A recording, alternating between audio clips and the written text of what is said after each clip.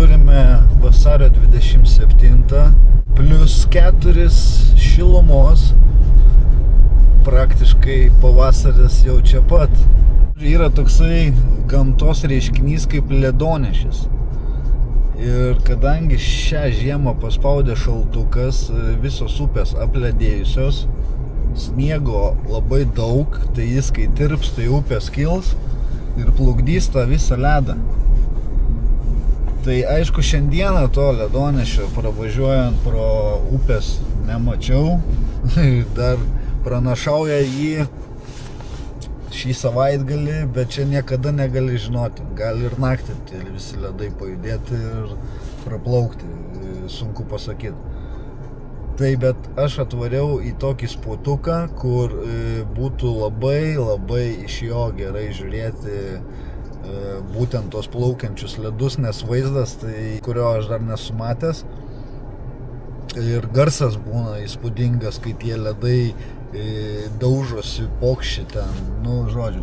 Atvarėm dabartis į Mažųjų Žinienų piliakalnį ir atodangą. Tai eime pasivaikščioti.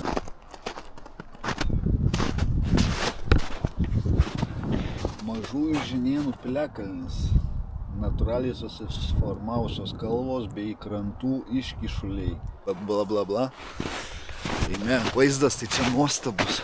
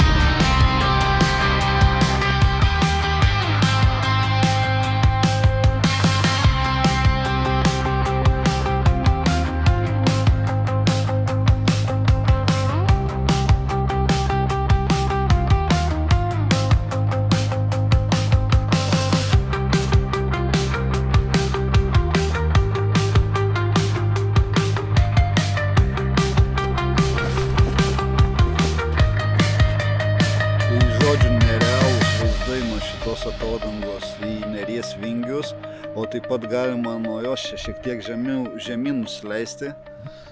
Toks kaip pažintinis takas, galima iki pat upės realiai nusileisti.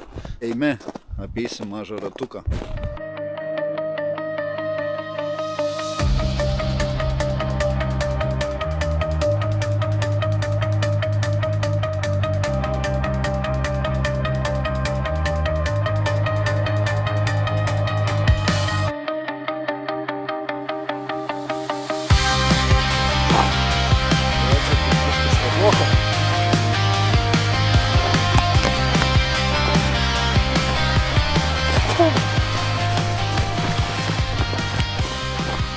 Bet įveikiam.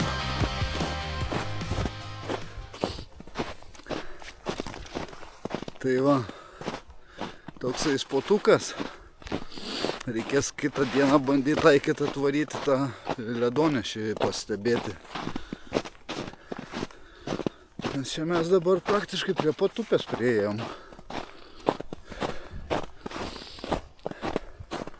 Va, iš taip arti būtų galima prieiti.